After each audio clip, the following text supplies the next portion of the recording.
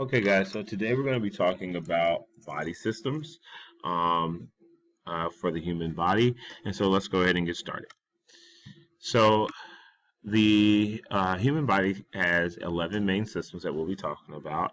The first one is the digestive system. The function of the digestive system is to digest food, absorb nutrients, and eliminate solid waste, also known as feces. The excretory system regulates water volume and eliminates liquid waste. So you should be thinking about the kidneys, the bladder, which is where urine is stored before it's released from the body.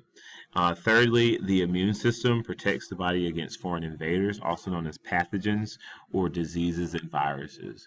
And this image that I just brought up is an image of a white blood cell, which is the main component of the immune system that fights off those pathogens.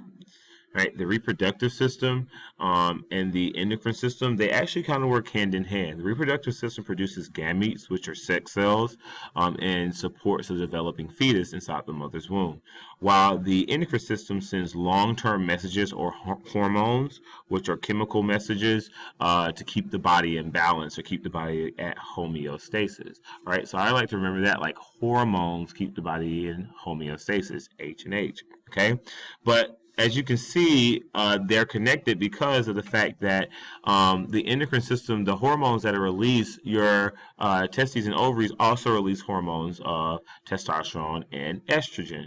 Testosterone for men, estrogen for women. And so that's how the reproductive and the endocrine system are related.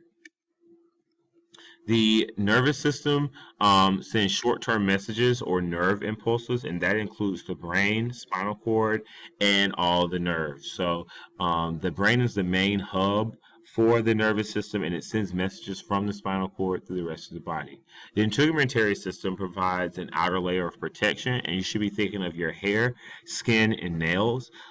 This does a really good job of keeping a lot of things out of your body, and it protects your body from outside invaders.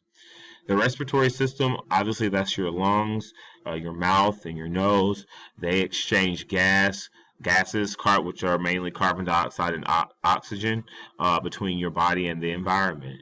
And then lastly, the circulatory system transports nutrients, gases, waste, basically everything. Whenever you want to think about transport, you should think about circulatory system because that's the main way stuff is going to get around your body. And the heart is the main part of the circulatory system.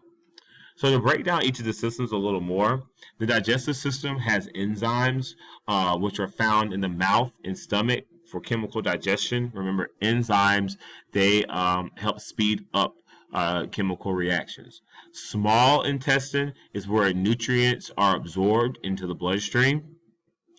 Peristalsis is basically where muscles move the food down into the esophagus and intestines. So when you swallow, you really don't do anything else. All you do is swallow. And this muscular movement is what pushes your food all the way through the digestive tract. Um, Mechanical digestion breaks down food into smaller pieces, and that's basically where you chew.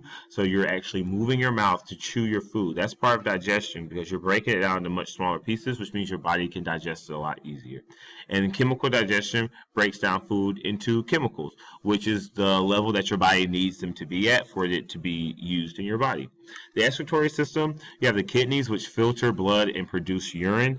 Osmoregulation is the balance of water in the body, and you should recognize this word osmosis. Osmosis is the movement of water. Osmoregulation, the balance of water. Okay, the bladder stores the urine, and then the urethra is the tube where urine exits the body.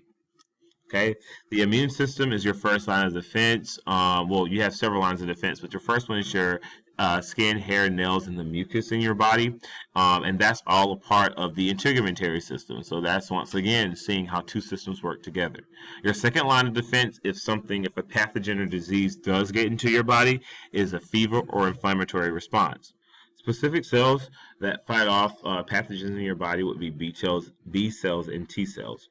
Non-specific, you have first and second line of defenses, and it targets all antigens. An antigen or a pathogen is a germ that can cause a disease. An antibody is produced by B cells, and it tags antigens for destruction by the T cells. So the B cells identify the bad guys, the T cells come in and kill the bad guys. All right, the reproductive system, you have the ovaries, which is where eggs are produced, testes, which is where sperm is produced. And remember, out of those two, you also have the testosterone and estrogen, which are the hormones that are produced in the body as well. So estrogen is produced in the ovaries, and that's the female hormone. Testosterone is produced in the testes, and that's the male hormone. A zygote is a combination of sperm and egg, and the zygote then develops into a baby. Fertilization is when a sperm combines with an egg, and that means the egg is fertilized. The endocrine system has a series of glands that secrete hormones. Hormones are chemical messengers in the endocrine system. Right? The pancreas is a gland that secretes insulin, which is very important for regulating blood sugar after you eat. Insulin is a hormone that regulates your blood sugar levels to keep them in a normal level. You don't want them to be too high or too low. The hypothalamus is part of the brain that directs the endocrine system. So the brain obviously controls the whole body, but the hypothalamus is the part of the brain that specifically tells the endocrine system what to do. The nervous system, you have neurons, which are nerve cells, so that's the smallest level of the nervous system. A neurotransmitter is a chemical messenger in the nervous system, so that's basically how most of the messages are sent. And then the spinal cord connects the brain with the rest of the body, and that's very important because without a spinal cord, your arms and your hands and fingers would not know to move. You wouldn't know to do a lot of the things that you're able to do. Okay, and so finally, maintaining homeostasis. All living things must maintain a state of equilibrium or homeostasis. Homeostasis is maintained through negative feedback. That's very important to know. Homeostasis is maintained through negative feedback. And negative feedback in excess or shortage in the body will cause the body to respond to balance the body system out. In positive feedback, however, an excess or shortage in the body will cause the body to exaggerate the condition. It is through negative feedback that the body is able to regulate itself to stay at balance. Okay, so a good example of this is if you're at home and you're really cold. Okay, you're really cold. What typically happens? Well, the heat turns on if it goes below a certain temperature. The heat responds to the environment to get it back to the normal level. Or on the flip side, if you're really hot and you're outside and you're running around and you're on the soccer field and the basketball court or football field and you're hot, your body sweats so that your body can be returned to a normal temperature. All right, those are all examples of your body trying to maintain homeostasis. All right, so here are your top 10. Make sure you look over this and you know it for your quiz on Friday.